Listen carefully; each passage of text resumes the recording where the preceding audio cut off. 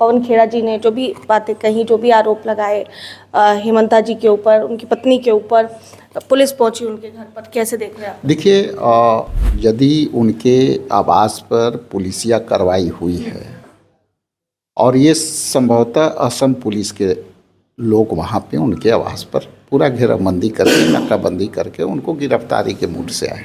आपको यदि चैलेंज किया है तो चैलेंज के जवाब देना चाहिए, लेकिन चैलेंज के जवाब कैसे दे रहे हैं? डरा के। उनको ढूंढ रही है पुलिस। अरे भैया, कोई अपराधी है पवन खेड़ा कि आप ढूंढ रहे हो? आपके पास जो आरोप लगे हो उसका जवाब दो ना। हारेंगे नहीं, इस बात की तसल्ली रखिए।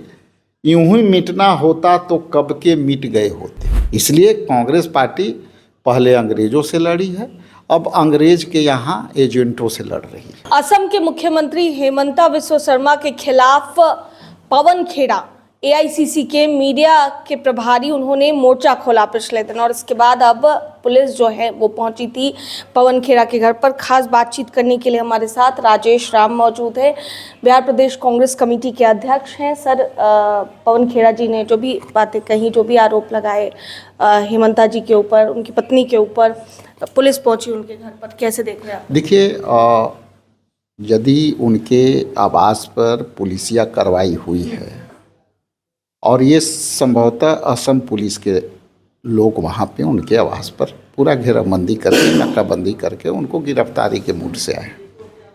देखिए, ये स्पष्ट हो गई कि जो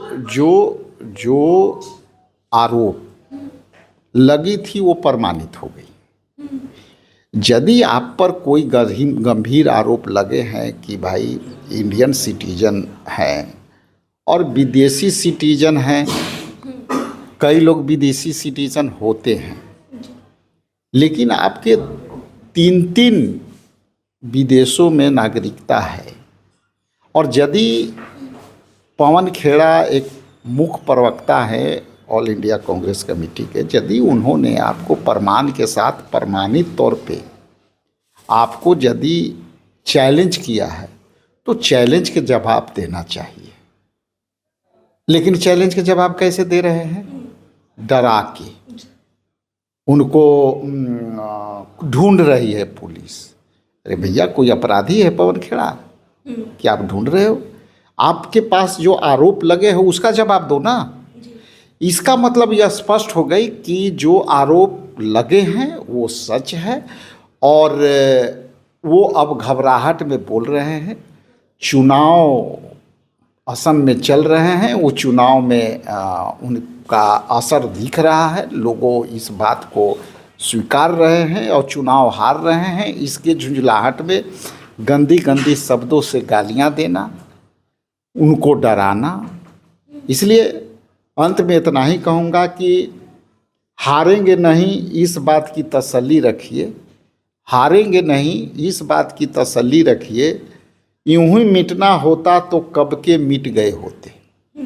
इसलिए कांग्रेस पार्टी पहले अंग्रेजों से लड़ी है, अब अंग्रेज के यहाँ एजेंटों से लड़ रही है। ठीक है सर, हेमंता बिस्वा शर्मा जी की पत्नी ने भी कहा कि पागल कुत्तों ने काट लिया है उनको, और इस तरह की बयानबाजी इसीलिए वो कर रहे हैं। इस तरह का बयान उन्होंने दिया है आसाम।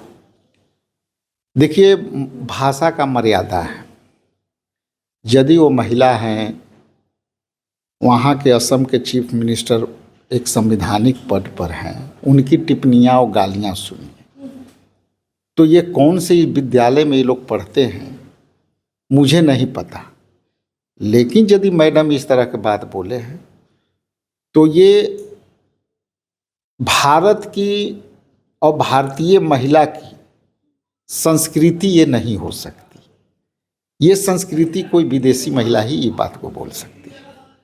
अब आगे कैसे आप लोग काउंटर करेंगे इस चीज़ को? अभी हम लोग लगातार इस पे हम लोग संपर्क में हैं।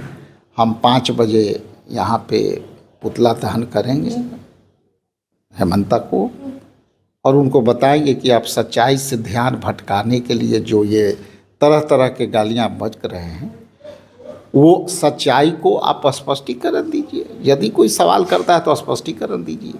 इसलिए ध्यान भटकाने के लिए ये 2-3 बातें आ रही हैं, गालियां देना और पुलिस को भटकना, ताकि उस मुद्दे से लोगों को ध्यान बट जाए। बहुत बहुत शुक्रिया बातचीत के लिए। तुम्हारे साथ राजेश राम, बिहार प्रदेश कांग्रेस कमेटी के अध्यक्ष, क्या कुछ कहते नजर आए हैं पूरे मामले पर, सुन रहे थे आप। कैमरा पर्सन बबलू के साथ मैं दक्षा प्रिया, दर्श न्यूज पटना।